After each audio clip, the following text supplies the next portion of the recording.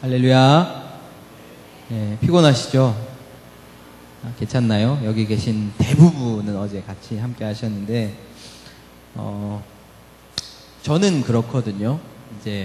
저는 이제 제 성향상, 저한테는 어디를 가고, 여행을 가고, 어디를 가는 것에 있어서 무엇을 하는가는 저한테는 별로 중요하지 않습니다. 저한테 중요한 건 누군가하고 같이 갔느냐, 누군가 함께 했느냐가 중요하거든요. 그래서 저는 어제 우리가 1박 2일로 갔다 온 수련회라고 이름했지만, 좋았던 점은, 저에게는 함께 해서 좋았습니다. 많은 인원들이, 우리 지체들이 대부분 참여하고, 함께 할 수 있어가지고 좋았거든요. 그래서, 우리에게 그런 것 같습니다. 우리의 삶에도 마찬가지거든요. 우리가 무엇을 하느냐, 이것도 참 중요한 일이긴 하지만, 그것보다 더 중요한 건, 함께 하는 게 참 중요합니다. 하나님과 함께 하고, 또 하나님이 허락해 주신 공동체와 함께 하는 것. 무엇보다 하나님이 함께 하시는 삶이 저는 참 중요하다라고 생각하거든요. 하나님이 함께 하시는 곳에 우리가 어디를 가든지, 무엇을 하든지, 그것이 정말 의미 있고, 우리의 삶에 정말 풍성한 삶이 될 줄로 믿습니다. 옆에 분하고 인사하고, 시작하겠습니다. 함께 해주셔서 감사합니다. 네. 함께 해주셔서 감사하고, 네. 저는 이 세상, 이 어두운 세상, 또 이 어려운 세상, 이 힘든 세상을 우리가 하나님께서 주신 선물이 홀로 가지 않게 해주셨다라는 거.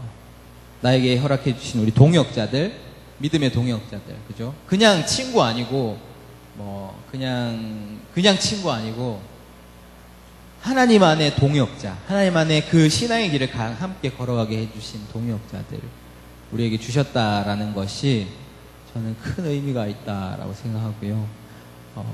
내가 넘어지더라도 우리 함께하는 지체들이 또 함께 붙잡아주고 그 길을 우리가 갈 수 있다라고 믿습니다. 그렇게 우리가 하나님의 길들을 담대하게 나아가는 저와 여러분들이 되시길 바랍니다.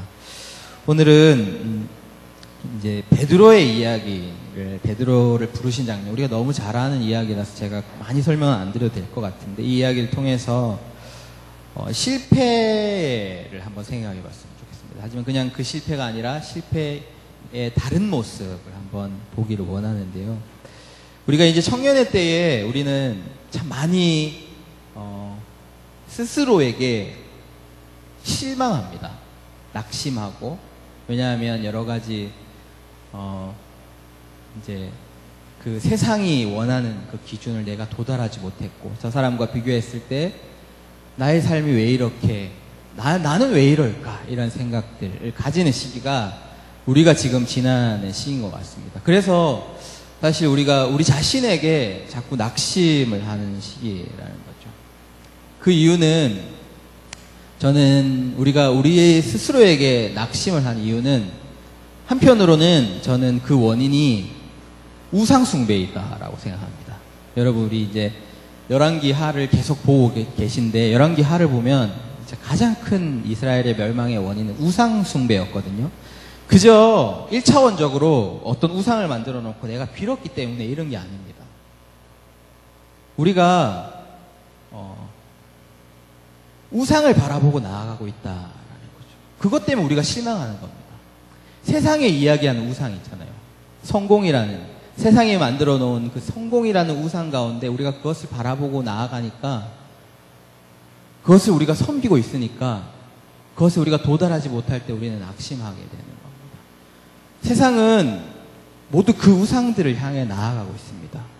우리가 하나님의 자녀가 아닌 세상은 오늘도 그 성공이라는 거죠. 성공이라는 것들을 향해 인생을 거기에 목적을 두고 살아간다라는 거죠.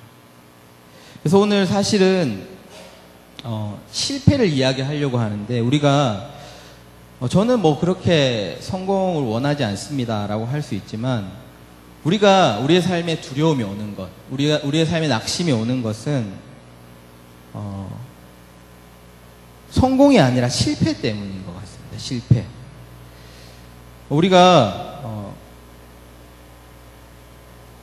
우리는 사실 성공을 위해서 살아가지는 않을 수도 있어요. 여기 계신 분들은. 저는 뭐 그렇게 성공 같은 걸 원하진 않습니다라고 할 수는 있지만, 사실은 그렇게 우리가 얘기하지만, 사실 우리의 삶은 성공보다는 실패가 두려워서 우리는 살아간다는 거죠. 성공이 아니라 실패하지 않기 위해서 우리가 남들이 하는 것을 쫓아 살아가기도 한다라는 겁니다.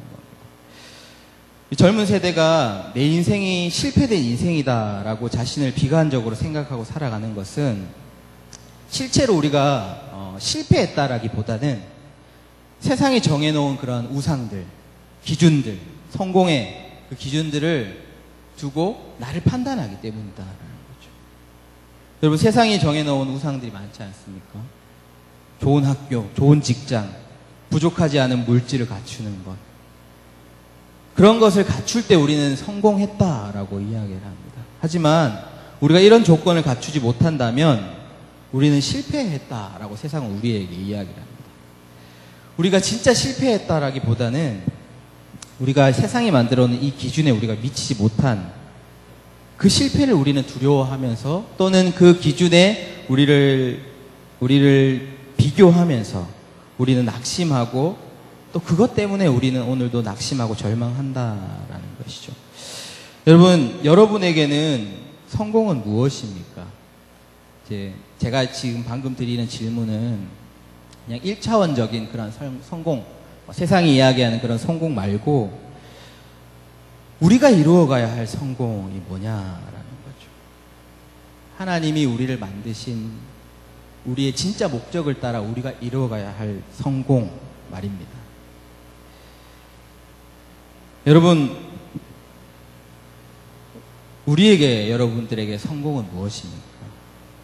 또는 여러분들이 생각하는 실패, 삶의 실패는 무엇인가를 오늘 말씀을 통해서 한번 생각해 보았으면 좋겠습니다. 여러분, 사실 실패하는 것이 싫지 않습니까? 오늘도 우리가 실패하는 것이 무서워서 도망간다라고 얘기했는데, 여러분, 실패하는 것을 좋아하는 사람은 없겠죠. 그것을 피하고 싶고, 또 우리가 그것을 외면하고 살아가는 삶이 우리의 인생인데, 제가 오늘 놀라운 사실 한 가지를 여러분들에게 이야기하겠습니다. 우리는 실패를 싫어합니다. 실패를 두려워하고 실패를 피해서 살아가고자 하지만, 사실 우리가 지금 앉은 이 자리는 세상에서 가장 큰 실패를 노래하는 시간입니다. 세상에서 가장 큰 실패를 찬양하는 시간이 바로 이 시간이다라는 거죠. 여러분, 우리가 한번 생각해 보시죠. 그냥 우리가 기독교인 이런 것 떠나서 세상의 관점에서 가장 큰 실패를 했다라고 한 사람이 있다면 누구겠습니까? 성경에? 바로 예수님이 아니겠습니까? 세상의 관점에서 말이에요.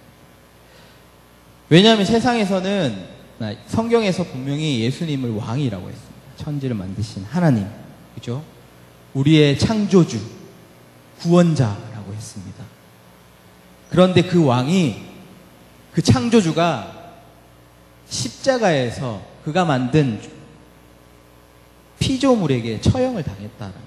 조물주가 피조물에게 배신을 당하고 죽임을 당했다.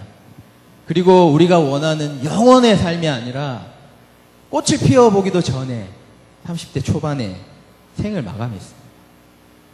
여러분, 어떠세요? 세상적으로 우리가 생각해 본다면, 우리 주변에 그런 사람이 있다면 정말 화려한 집안에서 태어나서 결혼도 해보지 못하고 어떤 사람에게 배신을 당하고 죽음을 당했다라고 한다면 얼마나 안타까운 일이겠습니까?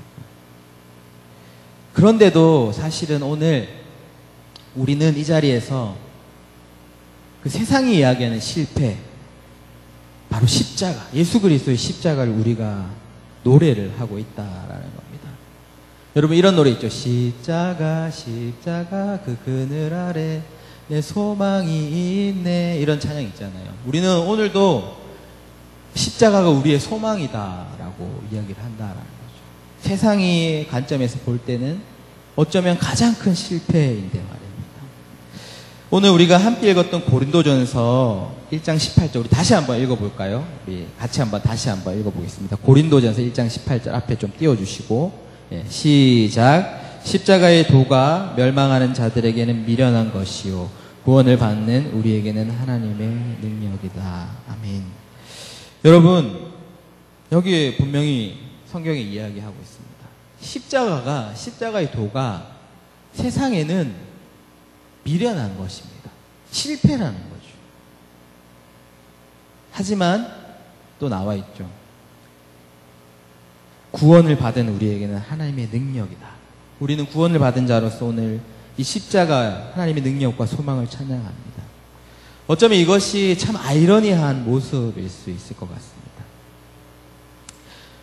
십자가의 비밀을 모르는 자들에게는, 십자가의 비밀을 모르는 세상에게는 분명히 십자가는, 예수 그리스도는 가장 실패한 사람 중에 한 사람으로 보이지 않겠습니까?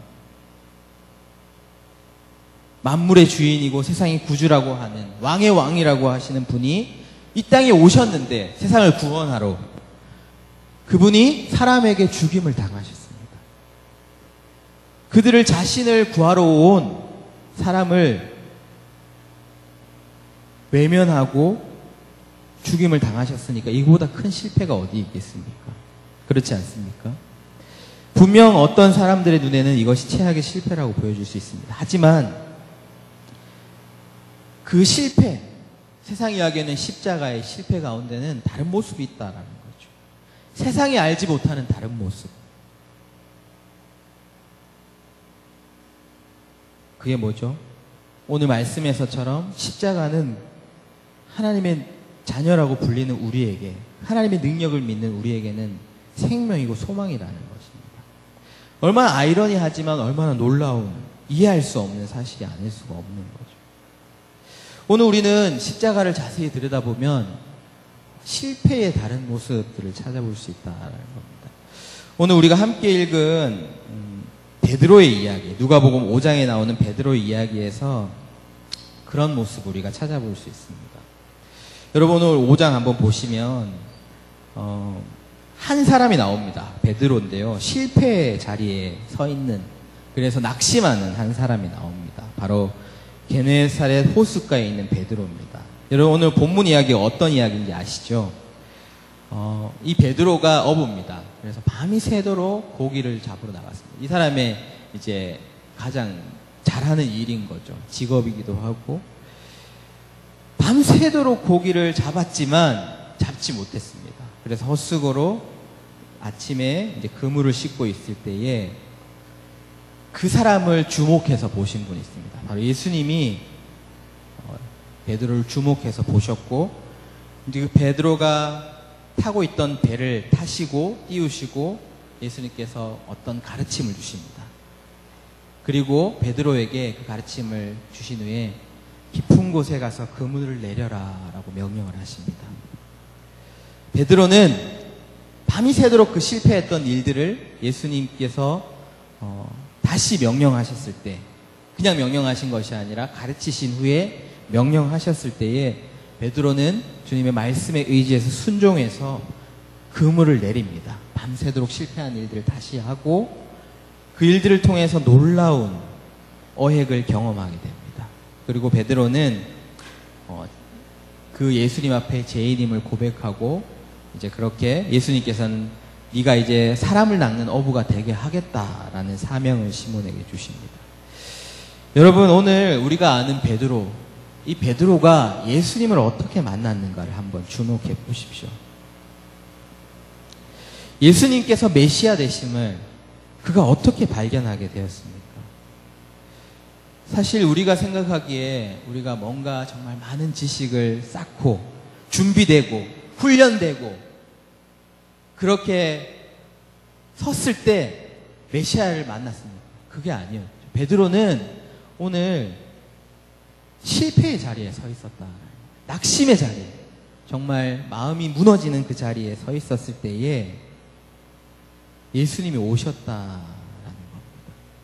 사실 어쩌면 그 모습을 좀 숨기고 싶은 모습일지도 모르겠습니다. 왜냐하면 내 전문의 모습이거든요. 내가 제일 잘하는 모습. 그걸 실패하고 밤새도록 정말 부끄러움을 당하는 그 자리에 예수님께서 오셨다라는 겁니다. 여러분, 우리는 될 수 있으면 우리의 인생 가운데 시련은 그리고 어려움은 우리가 피해 가기를 기도합니다. 그렇게 우리가 갔으면 좋겠다라고 생각을 합니다. 하지만 오늘 여러분 베드로를 한번 보십시오. 예수님의 수제자였던 베드로는 자존심이 상했던 그 자리에, 자신의 모습을 숨기고 싶은 그 자리에, 그 실패 자리에 있지 않았다면 주님이 오셨을 때 주님이 가르치셨던 그 이야기를 베드로가 들었겠습니까? 그 실패 자리에 있지 않았다면 그가 그물을 내려서 그분이 메시아 되심을 볼 수 있었겠습니까? 오늘 우리가 주목해서 보는 것은 베드로가 낙심의 자리에, 실패의 자리에 있었을 때 예수님께서 그를 주목해 보시고 그를 찾아오셨다라는 겁니다. 예수님께서 좌절 가운데 있는 그를 주목해 보셨고 그들을 찾아오셨습니다. 그리고 그가 있던 배에 타셨고 그들을 따라오는 무리와 함께 그를 가르치셨습니다. 베드로도 많은 사람들과 함께 예수님의 가르치셨던 말씀을 그 자리에서 함께 들었던 것이죠. 그리고 예수님의 그 말씀을 들은 후에, 예수님을 만나고 예수님의 말씀을 들은 후에 베드로는 그가 실패했던, 밤새도록 실패했던 그 실패 가운데 예수님은 다시 한번 이야기하십니다. 깊은 곳에 가서 밤새도록 내가 실패한 그 일, 그 그물을 깊은 곳에 가서 내려서 고기를 잡으라라고 말씀하십니다. 베드로가 분명히 지난 밤이 새도록 실패한 일이었는데 이제 달라진 것은 그가 예수님께서 찾아오셨고 예수님께서 그에게 말씀으로 가르쳐 주셨다라는 겁니다. 그리고 베드로는 그 말씀을 들었고 그 말씀을 따라서 이전에 실패했던 그 자리로 다시 나아갔고 그 일들을 행했습니다. 베드로는 이렇게 대답하죠. 5절 말씀 우리 같이 한번 읽어볼까요? 이제 예수님께서 깊은 곳에 그물을 내리라라고 하셨을 때 베드로가 이렇게 대답을 합니다. 5절 말씀 같이 보겠습니다. 시작. 시몬이 선생님, 우리들이 밤이 새도록 수고하였을 때 잡은 것이 없지만은 말씀에 의지하여 내가 그물을 내리리이다 하고 이렇게 얘기합니다. 선생님, 우리가 밤새도록 애썼지만 아무것도 잡지 못했습니다. 그러나 선생님의 말씀을 따라서 제가 그물을 한번 내려보겠습니다 라고 합니다. 그렇게 베드로가 그물을 내렸을 때 어떤 일이 일어났죠? 그물이 찢어질 만큼 고기를 잡게 된 놀라운 일들을 경험합니다. 여기서 그물이 찢어질 만큼 고기를 잡았다라는 게 중요한 게 아니라 그가 그 일들을 통해서 이 앞에 계신 그물을 내리라고 하신 분이 누구인지를 알게 된다라는 거죠. 그 모든 삶의 소망이 되신 분들을 발견하게 된다라는 겁니다. 여러분, 우리는 사실 실패를 싫어합니다. 실패를 피하고 싶고 실패하지 않고 어느 정도 길에서 그냥 남들이 가는 길로 갔으면 좋겠다라고 생각합니다. 하지만 오늘 베드로는, 예수님의 제자들은 모두가 실패의 자리에 서 있었습니다. 여러분, 그 자리에 예수님이 찾아오셨다라는 거죠. 그리고 베드로는 이 일로 인해서 영원한 일에 동참을 합니다. 그저 고기를 잡던 일에서 그는 영원한 일, 사람을 낚는 일에 동참하게 되었다라는 것을 오늘 말씀을 통해서 우리가 볼 수 있다라는 겁니다. 예전에 금요기도의 시간에 이 시를 한번 읽었는데요. 아프지 않으면이라는 시입니다. 어떤 시인이 굉장히 평소에 좋아해서 암송하던 시였습니다. 혹시 아시는 분 있으세요? 시를 다 안 좋아하시니까, 그죠? 제가 한번 읽어드릴게요. 한번 들어보세요. 아프지 않으면 드리지 못할 기도가 있다. 아프지 않으면 듣지 못할 말씀이 있다. 아프지 않으면 접근하지 못할 성전이 있다. 아프지 않으면 우러러보지 못할 거룩한 얼굴이 있다. 아프지 않으면 나는 인간일 수 없다. 이 시를 평소에 좋아했던 이 작가는 어떤 사람이었냐 하면 인생의 황금기였던 24세, 우리 24세 있나요? 기훈 형제가 24세인가요? 네. 인생의 황금기, 그죠? 여자들은 가장 이쁘다고 하는 24세. 그때에 여자분인데 폐결핵에 걸려서 13년 동안이나 침대에 누워 지냈다라고 합니다. 그리고 이것뿐만 아니라 그는 척추병, 그리고 파킨스병, 그리고 암, 그리고 여러 가지 희귀한 병들을 인생의 벗으로 삼으면서 지냈던 사람이기도 합니다. 어떠세요? 이 사람 이야기를 뭐 구구절절 얘기하지 않아도 13년 동안이나 24살 때부터 침대에 누워서 지냈다라고 이야기한다면 어쩌면 이 사람의 인생에 우리가 뭔가 성공이라는 얘기를 하는 것은 사치일지도 모르겠습니다. 그렇죠?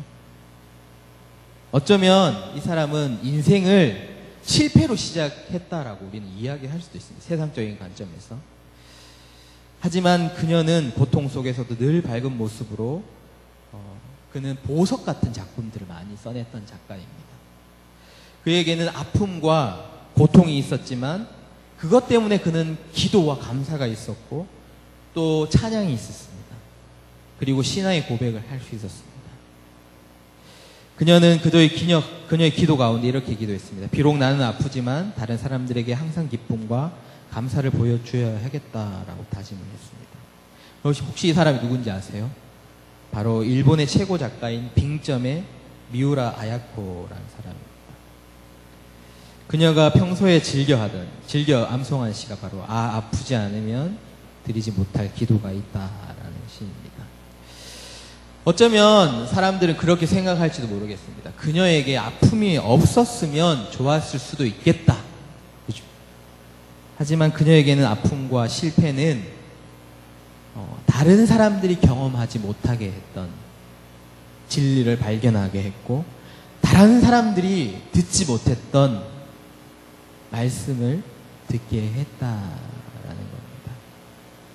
어쩌면 그 실패를 우리가 경험하고 싶진 않지만 그 작가 미우라 아야코는 그 실패를 통해서 그가 그 일들을 경험했다라는 거죠.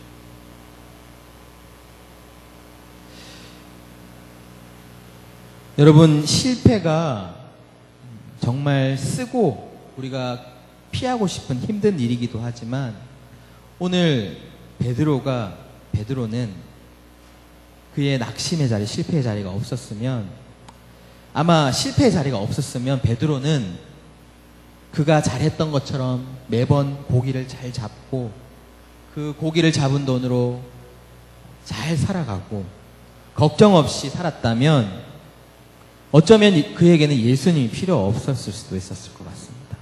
없었을지도 모르겠습니다. 그죠? 어쩌면 예수님을 만나지 못했을 수도 있을 것 같습니다.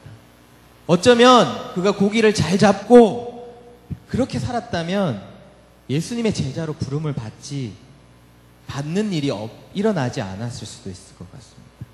그냥 제자가 아닌 고기를 잘 잡는 업으로 살았을지도 모르겠습니다.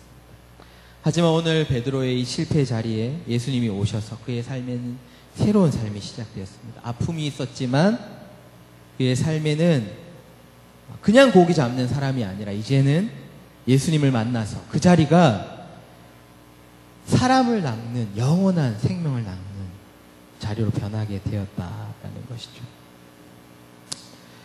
여러분, 저도 많은 실패를 겪었던 사람입니다. 여러분보다 더하다 이런 비교를 하자는 건 아니고요. 저의 짧은 얘기를 하면 저도 한때는 이런 생각을 하기도 했습니다. 취업이 가까워왔던 시기에 나처럼 한심한 사람이 있을까라는 생각을 했습니다. 세상의 관점에서 볼 때 내가 도대체 무엇을 하며 살았을까 이런 참 큰 낙심을 가졌을 때가 있습니다. 그래서 항상 저를 좀 자책하고 저를 향해서 굉장히 많이 욕했습니다. 어떻게 이렇게 살았냐라고. 그래서 참 지금 생각해보면 그때가 참 어두웠고 생각하기 싫지만 사실 그때가 없었으면 저는 지금이 없었다라고 생각합니다. 제가 경험했던 가장 큰 낙심의 자리가 있었기 때문에 저는 주님을 찾을 수밖에 없었거든요. 제가 할 수 있는 방법이 주님께 도움을 구하고 주님께 내 삶을 맡기고 주님을 의지하는 것밖에 내가 할 수 있는 것이 없어요. 그렇게 내가 세상이 이야기하는 그런 세상이 따라가는 그런 성공을 놓고 나를 포기했을 때 주님은 저에게도 오셨습니다. 베드로에게 오셨던 것처럼 베드로처럼 이렇게 다가오시진 않았지만 저를 하나님께서 불러주시고 어떤 일들을 통해서 정말 선교라는 곳으로 저를 인도하셨습니다. 저는 그 상황이 이런 상황인 것 같아요. 예수님께서 내게 오셔서 실패한 저에게 실패한 일을 다시 하라고 하시는 겁니다. 깊은 곳에 가서 그물을 던져라 라고 이야기를 하셨습니다. 여러분, 세상적인 관점에서 생각한다면 얼마나 한심한 일이겠어요?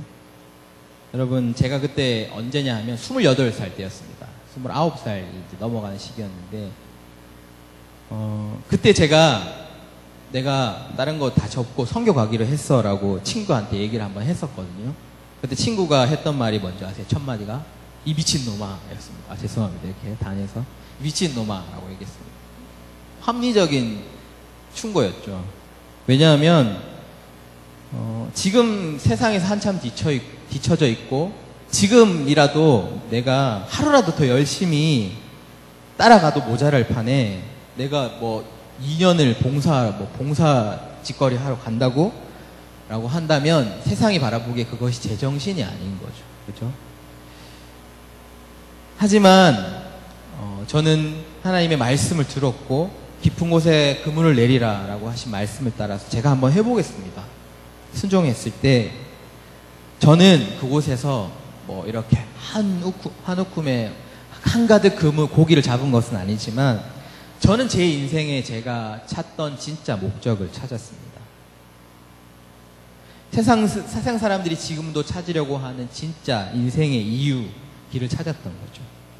저는 그 시간이 멀리 너무 돌아가서 내가 정말 완전히 낙오해버리면 어떡할까라고 생각했지만 그 돌아가는 길이 가장 빠른 길이었다라는 것을 알게 되었습니다. 제가 목회자가 되었다, 이것이 성공했다 이런 얘기를 하는 게 아니라 하나님께서 나를 향하신 계획, 나를 붙드시는 일, 나를 인도하시는 길, 그런 삶의 진짜 의미를 찾았다라는 것이죠. 저는 그 시간 제가 준비하고 제가 하려고 했던 일들이 기도하면서 차근차근 하면서 이렇게 순탄하게 풀렸다면 저는 어쩌면 고기를 잘 잡는 베드로와 같이 고기 잘 잡아서 하루 먹고 살아가는 그런 어부의 모습으로 살아갔을지도 모르겠습니다. 여전히 교회도 잘 다녔겠지만 교회 다니면서 세상이 바라보는 것들도 함께 바라보고 그렇게 살아갔을지도 모르겠습니다. 하지만 저에게 가장 큰 낙심의 어둠의 실패의 자리가 있었기 때문에 주님께서 저에게 오셨고 저는 주님을 만날 수 있게 되었다. 여러분, 혹시 우리의 삶에 일어나는 지금 실패의 일이 아니더라도 나의 삶이 왜 이럴까? 나는 왜 이럴까? 이런 모습들, 실망의 모습들. 여러분, 낙심하고 자책할 필요가 없습니다. 분명히 그것은 세상적인 관점에서는 실패일 수 있습니다. 조금 뒤처져 가는 것일 수 있습니다. 하지만 성경에서는 베드로는 참 진리를 발견하게 했고 그가 영원한 일에 동참하는 일이 되었다라는 거죠. 여러분, 오늘 우리가 읽었던 고린도전서 1장 말씀에 십자가는 분명히 세상 사람들에게는 미련한 것입니다. 최악의 처형 도구죠. 우리 요즘 얘기로 실판의 끝판왕, 그죠? 하지만 십자가가 하나님의 능력이 되었다라고 이야기합니다. 왠지 아세요? 바로 그 자리에 예수 그리스도가 달리셨기 때문입니다. 세상에서 최악의 도구이지만 그 자리에 예수 그리스도께서 달리셨을 때 그것은 세상을 구원하는 영원한 구원의 길이 되었습니다. 세상에서는 영원한 정말 최악의 실패의 자리일 수 있지만 예수 그리스도가 그곳에 있었을 때 그곳에는 영원한 생명과 영원한 소망의 자리로 바꾸게 되었다는 거죠. 예수님이 바로 그런 분이십니다. 여러분, 우리의 삶에 지금 어쩌면 세상이 이야기하는 실패, 조금 뒤처짐, 어쩌면 조금 어려움들이 있을 수 있습니다. 하지만 그것이 있다고 하더라도, 그것이 사실이라 하더라도 저는 분명히 확신합니다. 그것은 있지만 우리가 예수 안에 있을 때, 예수 이름을 붙잡을 때, 예수 그리스도가 우리에게 오실 때, 예수님께서 함께 하신다면, 하나님의 말씀이, 하나님의 약속이 있다면 그것은 더 이상 실패가 아닙니다. 그것은 베드로와 같이, 저와 같이 실패가 아닌 기회와 소망의 자리가 되게 하신다라는 겁니다. 여러분, 지금 실패의 시간이라는, 실패를 경험하고 실패 시간을 지나고 있다면 여러분, 그곳에 와 계신 주님을 한번 바라보십시오. 어쩌면 이미 주님은 베드로를 주목하여 찾아오신 것과 같이 우리를 주목하고 보실지 모릅니다. 우리가 주님을 바라보기를, 주님을 부르기를 우리를 주목해 보시고 있을지 모른다. 그리고 주님의 말씀을 들으며 그 시간들을 견뎌보십시오. 그리고 예수님이 하시는 말씀을 따라서, 예수님이 말씀을 따라 그곳으로 나아가 보십시오. 분명히 베드로가 경험했던 것처럼 그곳에는 실패가 아니라 새로운 기회와 하나님이 계획하셨던 가장 복된 시간이 그곳에 있을 줄 믿습니다. 오늘 여러분, 우리가 이 시간 예배하는 그분, 예수 그리스도는 영원한 실패를 영원한 생명으로 바꾸시는 분이심을 기억하십시오. 모든 삶의 자리가 우리가 그분을 향해 나아갈 때 우리의 삶에 실패가 있을지라도 정말 하나님께서 그것들을 생명으로 바꾸시고 하나님의 영광 올려드리는 삶으로 바꾸실 줄 믿습니다. 그렇게 오늘도 우리에게 깊은 곳에 그물을 가서 던져라 라고 하시는 말씀 가운데 우리가 정말 주님의 말씀을 의지해서 내가 그렇게 한번 나아가 보겠습니다. 그물을 던지겠습니다. 그렇게 다짐하고 순종하고 나아가서 정말 하나님이 정말 계획하신 사람을 낚는 어부와 같은 생명의 정말 길로 나아가는 저와 여러분들 되시기를 바랍니다.